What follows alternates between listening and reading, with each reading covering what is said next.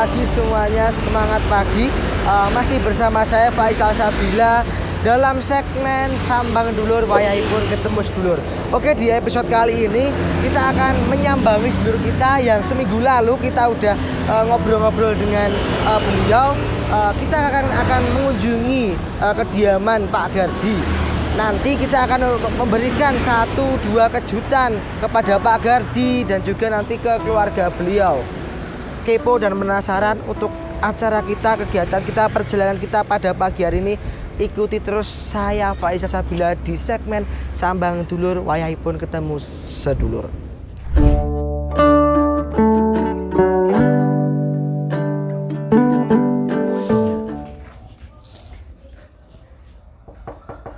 Assalamualaikum. Ya, waalaikumsalam. Pak Gardi. Ya. Pak Gardi, baru ngapain Pak Gardi? Ini ya ngobrol-ngobrol sama teman gitar-gitaran. Gitar-gitaran. Ya. Oke. Jadi Pak Gardi, ini kedua kalinya ya kita bertemu. Iya, betul. Jadi hari ini itu saya bersama teman-teman itu mau ngajak Pak Gardi ke sebuah tempat jalan-jalan gitu. Iya. Pak Gardi slow hari ini? Iya. Bisa ya? Bisa. Oke, yuk kalau Pak Gardi ya seperti ini aja yuk. Iya. Langsung jalan aja ya Pak Gardi jalan. Iya. Mau ajak Pak Gardi jalan-jalan. Monggo Pak Gardi. Iya.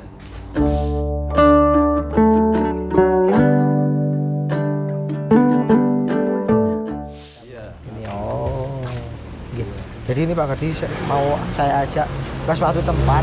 Ya tempat itu nanti Pak Gardi seneng atau enggak ya nggak tahu ya Pak. Tapi ini ya saya sama tim itu pengen ngejak jalan-jalan Pak Gardi intinya. Ya. Ini kebetulan kita mobil di sebelah sana. Ya, yuk Pak. Yo, masih bersama saya Faisal Sabila dalam segmen Sambang Dulur Wayahipun Ketemu Sedulur. Oke, dulur-dulur semuanya, untuk episode kali ini kita udah bersama dengan dulur kita. Perkenalkan namanya Pak Gandhi Samyadi, Gandhi dipanggilnya Gardi atau Aji. Gardi. Ya, Pak Gardi ya Pak Gardi. Ya baik, jadi di episode kali ini kita akan sedikit berbeda dengan episode-episode sebelumnya. Kita di sini akan memberikan kejutan pastinya untuk Pak Gardi dan juga keluarga Pak Gardi dengan cara kita akan berkunjung ke rumahnya Pak Gardi ya. Berkunjung ke rumahnya, ketemu dengan keluarganya Pak Gardi. Gimana Pak Gardi perasaannya? Wah, seneng banget ya. Seneng ya. Jadi ini nanti teknisnya nanti Pak Gardi ini ikut bersama tim terlebih dahulu. Jadi nanti kita akan berkunjung ke rumahnya Pak Gardi itu saya sendiri dulu ya. Seperti itu. Kepo dan penasaran bagaimana kelanjutan ceritanya nanti, ikuti terus segmen Sambang Dulur Wayahipun Ketemu Sedulur. Ayo teman-teman semuanya. Baik dulur-dulur semuanya, kita kali ini sudah bertemu dengan salah satu keluarga dari Pak Gardi. Mbak siapa? Mbak Bu ya, Mbak Bu aja. Bu Nurul ya, Bu Nurul. Bu Nurul, nah ini nanti kami perkenalkan, kami dari tim BRJ. Kami di sini akan mau ngejak ngobrol-ngobrol Bu Nurul. Nanti apa yang diobrolkan ya nanti aja, nggih. Kalau begitu minta waktunya sebentar untuk ngobrol-ngobrol ya, Bu nggih. Kita nggih. Yuk. Loh, ada adik-adik permisi ya. Baik Ibu. Ini kami dari WRJ itu ya, yang pertama kesini ya silaturahmi, terus yang kedua emang dari program kita itu pengen ngobrol mengenai Pak Gardi ya, berhubung kalau mohon maaf kalau Ibu Nurul ini tadi itu pernah pas siapanya Pak Gardi? Adiknya Pak Gandhi. Ada 4 saudara. 4 saudara. Gandhi, saya, adik saya yang di Bandung, sama yang di Cirebon. Adiknya lagi laki-laki. Berarti 4 itu 2 laki-laki. 3 laki-laki berarti ibu. Saya perempuan sendiri. Perempuan sendiri. Oh, nggih. Kalau ibu ini berarti merantau ke Jogja ini udah berapa lama? Tahun habis lulus SMA 99. 97 kan lulus SMA, 98, 99 masuk Jogja. Oh, kalau ini Bu latar belakang keluarganya ibu ketika dulu, karena kalau Pak Gardi bercerita kan dulunya Pak Gardi itu di Cirebon ya Bu ya. Iya. Latar belakangnya seperti apa Bu keluarganya? Dulu tuh hitungannya nggak kaya, nggak sederhana. Ya sederhana lah. Kan orang tua kan kerja di Pertamina, bapak. Kerja di Pertamina, ibu rumah tangga. Ya ada rumah, ya sederhana aja. Iya. Kalau kehidupannya Pak Gardi Bu di waktu masih di Cirebon itu, Pak Gardi biasa ya. Kayak anak-anak biasa, nggak ada yang negatifnya, nggak mabuk-mabukan. Malah dia sukanya ngeband. Ngeband berarti ya lebih ke anak musik ya Bu, lebih. Dia anak musik, ngeband sama bongkar-bongkar elektronik itu, benerin Oh apa. iya. Serba bisa dia. Kemarin juga bercerita kalau Pak Gardi itu emang ya banyak apa ya istilahnya, banyak bakatnya Pak Gardi itu, apa bisa. Dia SD tuh ranking 1. Dia termasuk anak pintar. Kakak aku tuh pinter. Oh, ini kakak ibu termasuk Iya. pinter gitu. Oh dulu. Kalau ini bukan Pak Gardi kan sekarang kan di Cirebon ini kan Pak Gardi ke Jogja itu hidup di salah satu panti di Iya. Jogja nih Bu. Iya. Itu sebenarnya apa Bu yang menjadi penyebab Karena dulu itu bagaimana itu? dulu tuh apa ya? Kejadiannya kan pas di Indramayu. Oh drama. Dia kan kerja di BUMN di Pertamina. Di Pertamina. Tapi bagian apa yang masuk tender itu. Iya. Ada tender lewat dia dulu, terus nanti ada titipan uang, tapi dia nggak pernah sama sekali. Dia selalu cerita sama saya, sama papa saya juga, Pak ada ini tender ini masuk uang amplop ini, tapi saya nggak mau, saya kembalikan lagi. Ya bagus nggak apa-apa itu. Dia orangnya bersih dulu, bersih banget, jadi nggak tergoda sama uang. Sama uang nggak tergoda. Nggak tergoda, tapi nggak tahu begitu. Ya mungkin caranya padi itu semakin tinggi semakin banyak ujiannya. Mungkin Iya. dia lagi nggak itu kali, lagi nggak apa ya, besar banget paling ujiannya. Iya baik. Mungkin ya itu ya. Perempuan, masalahnya perempuan itu ujian yang terbesar itu kalau sudah tinggi jabatannya itu satu perempuan. Gitu, Nah itu iya. perempuan itu yang nggak bisa. Jadi Tuh, perempuan. habis dari Pertamina tadi, yuk Pak Gardi istilahnya udah Dia jabatannya- udah nikah. Oh udah sama nikah. Nikah. Bu, Gardi. Akan saya dikabarin tuh nikah. Terus nggak tahu kok abis itu cerai. Cerainya Oh gitu. karena pihak perempuan lain. Dia bawa apa? Bawa perempuan ke rumah. Nah, ke rumah. Tapi ada istrinya juga itu, ada istrinya. Oh iya. Iya. Terus pas kejadian itunya dia pas naik motor boncengan sama perempuan, nggak tahu itu perempuannya siapa, saya nggak tahu. Cuma setahu saya dia bawa senjata tajam, Oh iya. nggak pakai helm, terus ditegur sama polisi ya. Ditegur. Ya mungkin dia dalam pengaruh minuman keras kali ya. Iya. Mungkin dia nggak terima ditegur kayak gitu. Akhirnya dia Cekcok. cekcok terus diamuk massa. Oh Pak Gardi di anu masa malah. Iya. Diamuk massa terus dia dibawa ke kantor polisi terus dipukulin. Ya karena dia kan itu toh apa? Melawan petugas tuh. Ya lawan petugas itu petugas ya. kan Tapi nggak mau salah, waktu diajar masa itu gimana Pak Gardinya? Bisa ngelawan atau Nggak tahu. Ya dia kan sakit apa? dia kan karate juga. Oh berarti Dia tuh karate juga dia. berarti emang punya Sabuk basic hitam. juga ya? Sabuk hitam. Oh iya tuh Bu. Oh. Iya. Berarti emang Pak Gardi itu emang punya basic bela Iya, diri juga. karate sabuk hitam.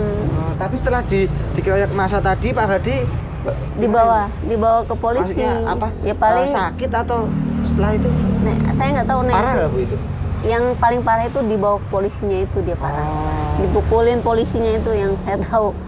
Dipukulin gimana sih, dipukulin pakai Iya. sepatu lars polisi. Ya itu. Akhirnya dia geger otak, koma. Saya dikabarin di Jogja, ditelepon, Mbak, kirimin uang buat ini Mas Gandhi, katanya masuk rumah sakit.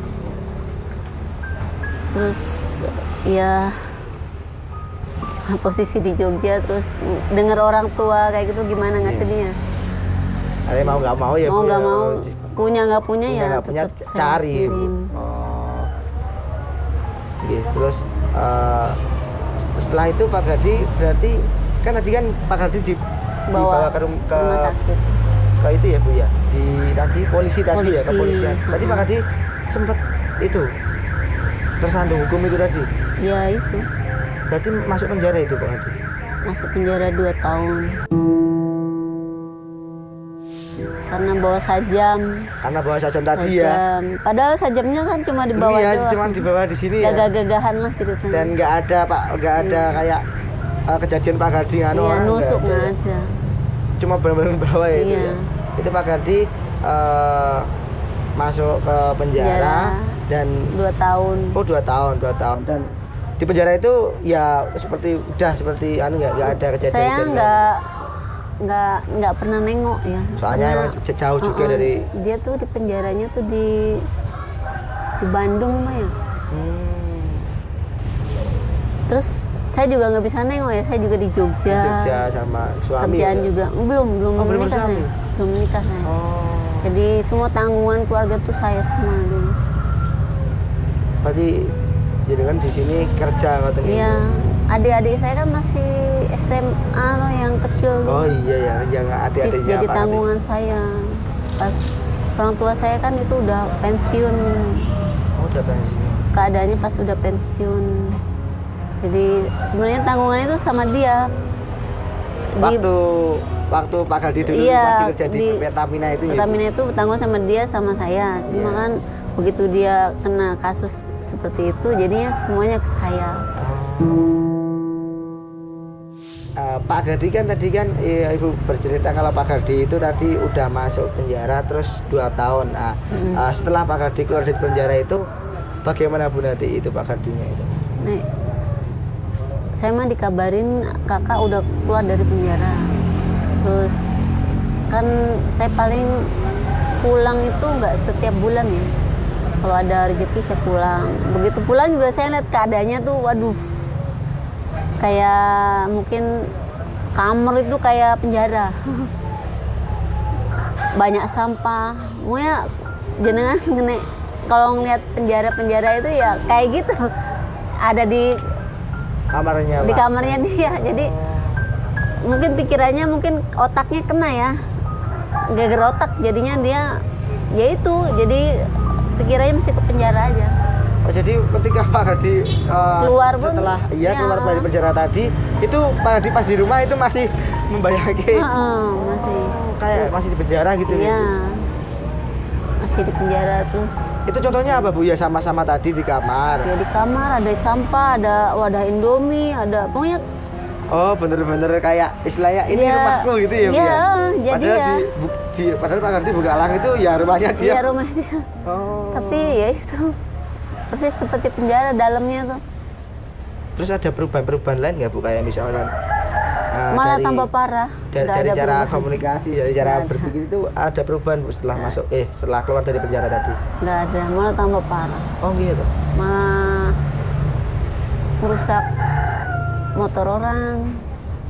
Terus berantem sama orang-orang kampung, masalah apa saya nggak tahu. Taunya diceritain dia mukulin orang. Berarti Jadi setelah saya di keluar- Jogja tuh jadi gimana ya, cari duit sama bayarin dia bikin Iya, rusak. ini tadi apa ya? Ya yang saya bikin orang tadi gitu. Iya. Oh. Nalurinya itu mungkin udah, otaknya udah tidak seperti manusia normal lagi. Jadinya ya dia buat keributan.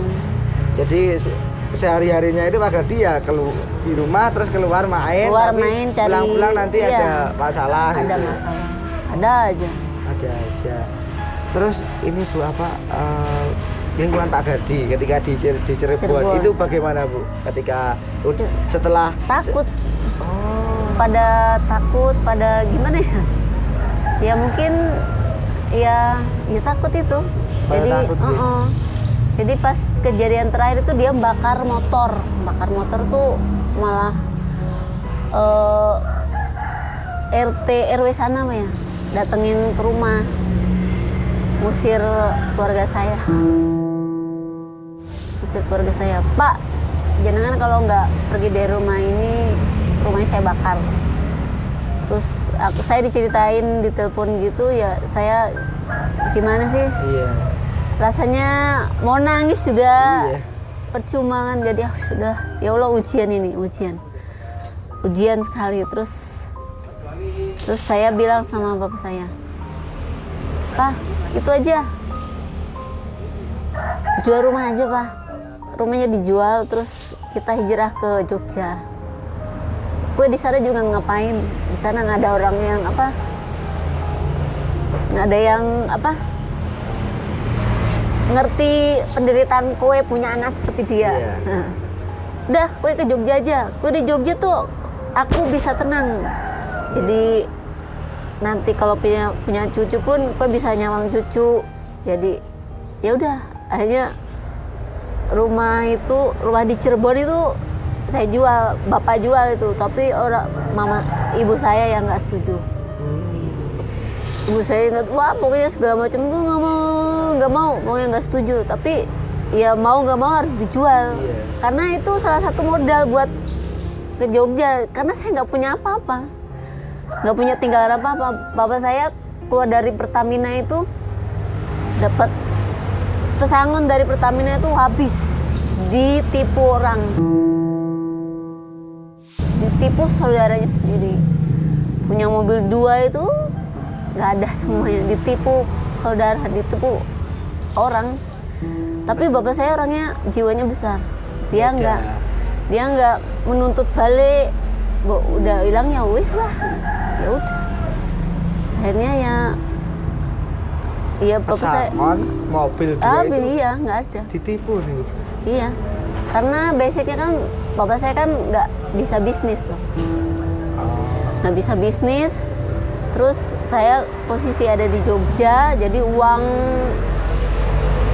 jadinya ya itu ditipu intinya. Karena Mobil satu angkot, mobil truk 1. Truk? Iya, truk. Betul, pada lumayan ya bukan truk ya. Ya lumayan, zamannya Pak Harto ya itu. Berarti setelah itu keluarga, bapak, ibu, terus Pak Gardi sendiri sama adik-adik ya Bu? Adekku enggak itu? Adekku di itu pas posisinya itu di Kerawang, kerja di pabrik apa ya, lupa saya. Berarti rantau berarti itu ya? Kalau adikku yang laki-laki tuh di Bandung. Jadi aku bawa kakakku ini sama bapak ibu. Bapak ibu, berarti keluarga satu rumah itu rumah dijual, keluarga satu rumah hijrah ke sini. Itu langsung ke tempat ini atau enggak, ke Keloran? Oh, berarti sebelah situ yang rumah yang sebelum rumah ini. kecil 1 petak Mas. Itu buat 2 juta enggak. Saya kan pertama kan 1 petak itu 2 juta buat saya sendiri. Terus keluarga bapak ibu sama dia datang ngontrak sendiri. Tapi yang di dalam Keloran itu. Berarti ngontrak sendiri Bu? Pak Gardi sama keluarga ngontrak sendiri? Iya, tapi posisi dia nggak ikut ngontrak, tapi tak masukin ke rumah sakit. Saya titipin langsung ke rumah sakit. Ke Pak Gardi sama keluarga, bapak ibu sama Pak Gardi ke sini, Pak Gardi ke rumah sakit. Berobat dulu ke rumah sakit. Iya, ke Gracia sana. Itu berapa bulan Bu di Gracia Pak Gardi? Sebulan ya. Sebulan. Sebulan itu saya bingung mau pindahin kemana ini. Masa di rumah sakit terus kan nggak mungkin lah. Mohon maaf kalau. Tapi apa Bu yang ngebuat ibu itu benar-benar ini harus Pak Gardi harus saya obatin dulu gitu. Karena orang seperti dia kan memang sekarang ini memang butuh obat buat melabilkan pikirannya. Berarti emang dari ibu sendiri melihat ini, oh ini kakak saya emang harus berobat dulu harus gitu. Diobatin dulu. Karena kalau posisi dia nggak diobatin, malah dia ngamuk-ngamuk. Iya. Malah saya juga bingung. Iya, maksudnya ya. Sementara dia Pak. diobatin, saya cari-cari. Iya. Ya Allah itu Maha Penyayang ya. Ya, mungkin dia Allah itu ngasih ujian tuh di luar dari kemampuan manusia, itu nggak mungkin. Jadi begitu tiba waktunya dia keluar, ada aja rezeki. Tetangga saya kan almarhum Bu Mandiah itu, dia kan kerja di ya itu Masih tahu tadi ngasih ya. tahu apa sih Bu Mandiah. Ternyata begitu saya lihat, oh dia penampungan buat orang-orang yang gangguan DGJ. itu seperti itu. Terus papa kakakku dimasukin situ aja. Terus ya alhamdulillah Pak juga baik ya, mau nerima keluarga Pak saya. pendiri Ya, dari kalau dia nggak nerima nggak mungkin kan, karena Allah tuh ya itu maha baik, jadi dia ya ngasih lampu hijau. Iya. Ya, Dipertemukan sama orang baik juga ya, Bu. dipertemukan. Berarti setelah Pak Gardi dari Gracia itu nggak ada perubahan, Bu? Nggak ada. Wong saya taruh di tempat saudara yang di Wates tuh, saudara-saudara sana pada marah-marah.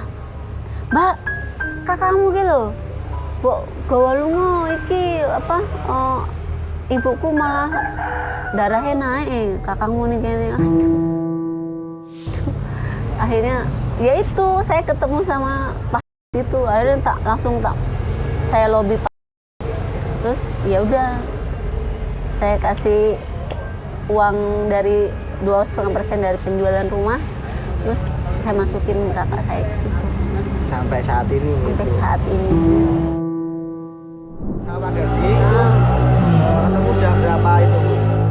Terakhir kapan itu? Terakhir itu pas Januari. Terakhir tuh Januari. Sebelum COVID tuh saya terakhir ketemu itu habis COVID 5 tahun itu saya nggak pernah ketemu kakak saya. Saya sebenarnya sedih ya. Ya Allah, saya tuh punya kakak. Jadi ada tali darah tuh kayaknya Iya. kangen. Kangen. Sejelek-jeleknya dia, tapi bagi saya tuh namanya masih saudara ya. Iya, sedarah ya, Bu. Saudara ya. Itu kangen. Ya, saya cuma berdoa ya Allah semoga kakak saya baik-baik aja di sana lah. Tuh, terus 5 tahun itu nggak pernah ketemu. Terus begitu bapak saya meninggal, Oh iya. Januari kemarin itu, Desember. Iya, Desember. Meninggal langsung dibawa ke sini. Itu dari 5 tahun baru ketemu. Oh, 5 tahun itu ketemu Iya. pas waktu Bapak. Ya. Karena saya mau nengok pun nggak bisa, Mas. Bukannya nggak bisa, karena saya juga malu ya. Saya nggak bisa ngasih apa-apa sama yayasan dong. Karena keadaan saya kan lagi di bawah toh. Saya malu, makanya saya tahan-tahan. Ya Allah, besoklah kalau punya rezeki saya ke sana. Tapi begitu saya lagi jatuh seperti kayak kemarin itu, saya malu mau ke sana tuh. Saya nggak bisa ninggalin apa-apa. Walaupun sebenarnya dari dalam diri ya Iya, betul-betul rasa kangen, ya pengen bisa sama ketemu. kakak. Makanya saya nggak enak sama Pak. Jadi gini Bu, kebetulan ini ya dari URJ ini memberikan katakanlah sedikit kejutan buat Ibu ini. Kebetulan sebenarnya kita tadi di depan itu bersama Pak Gardi. Nah ini bisa panggil Pak Gardi. Oh ini ya. Ya Pak Gardi. Iya kamera deh dulu apa? Oke Pak Gardi, Alhamdulillah. lenggah mriki Pak Gardi, sini aja Pak Gardi. Ya, Pak Gardi. Nggih. Jadi saya itu sama Pak Gardi kurang lebih berapa minggu yang lalu itu udah ngobrol-ngobrol Bu. Udah banyak banget obrolan yang kita obrolkan selama kemarin hampir 1 jam lebih ya Pak Gardi ya. 1 jam lebih itu ngobrolkan ya. Di sedikit kutipan dari obrolan tersebut Pak Gardi itu juga bilang dari kemarin itu Pak Gardi pengen pulang ke rumah, pengen ketemu dengan ibunya sama adiknya gitu, seperti itu. Jadi di sesi kali ini kita dari tim WRC itu yuk Pak Gardi ngajak Pak Gardi pulang ke rumahnya, ketemu dengan keluarga ibu sama adik. Ya mungkin ini Ibu dari dari Bu Nurul ada yang mau disampaikan buat Pak Gardi. Ya. Makasih ya Mas, udah mempertemukan saya sama kakak saya. Bye-bye ya Mas di sana. Banyak berdoa sama Allah. Jangan lupa sholat sama ngajinya. Mungkin keluarga kita gak beruntung di dunia, tapi insya Allah di jannah nanti kita kumpul sama papa, sama keluarga ya Pak.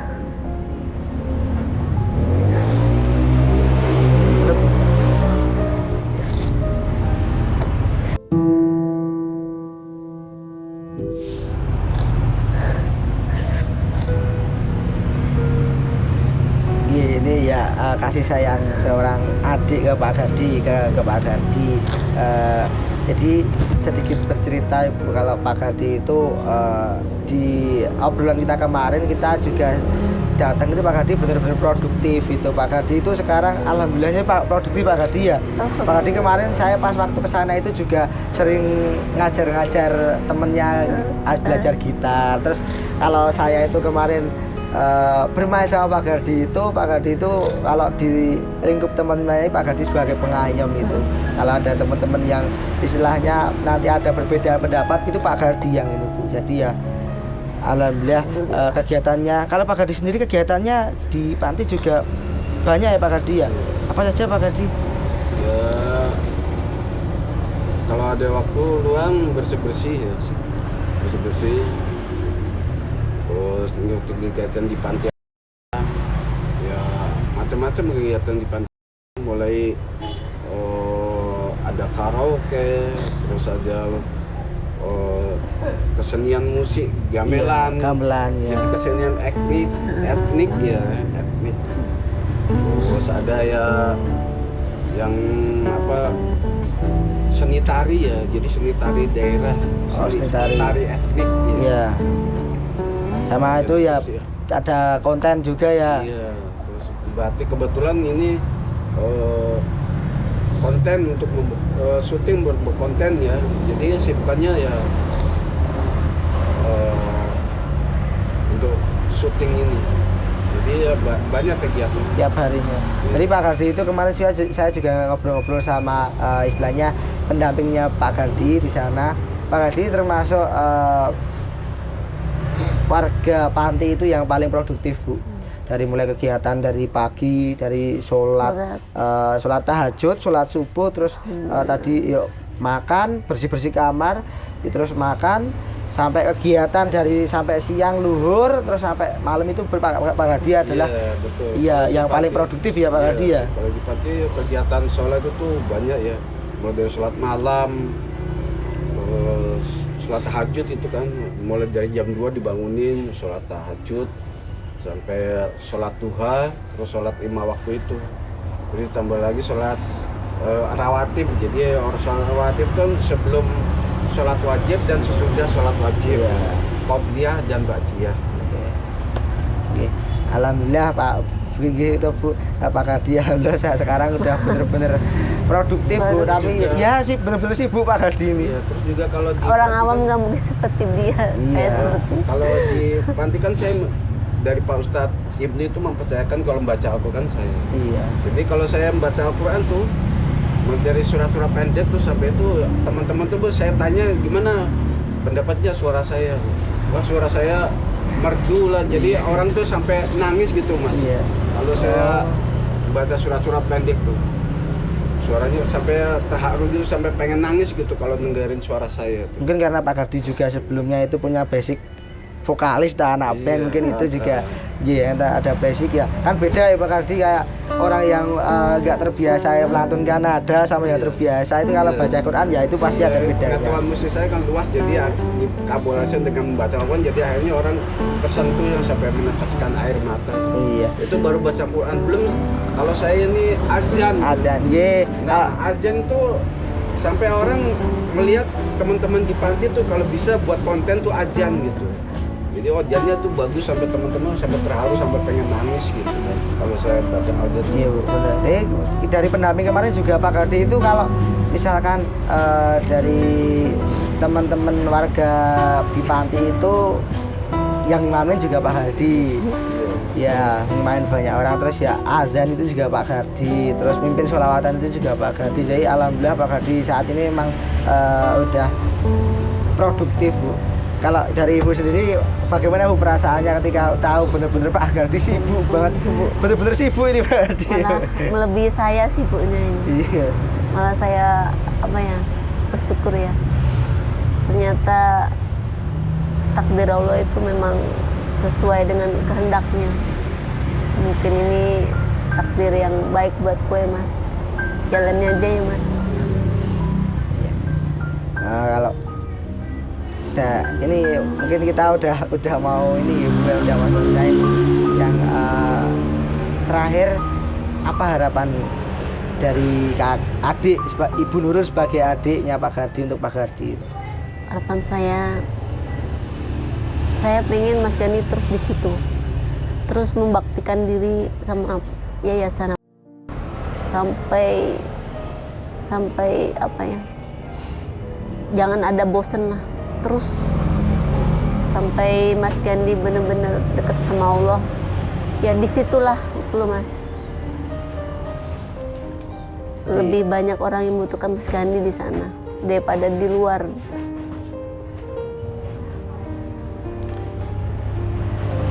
Jadi harapannya dari Ibu Nurul itu nanti Pak Kardi semoga Pak Kardi di panti itu lebih bermanfaat gitu. Lebih bermanfaat pastinya buat Pak Kardi sendiri dan juga nanti buat teman-teman yang ada di panti. Kalau ya ini kita udah di sesi terakhir ya Bu. Kalau Ibu sendiri tahu kalau Pak Kardi itu sekarang udah menjadi artis YouTube, kita nggak Bu?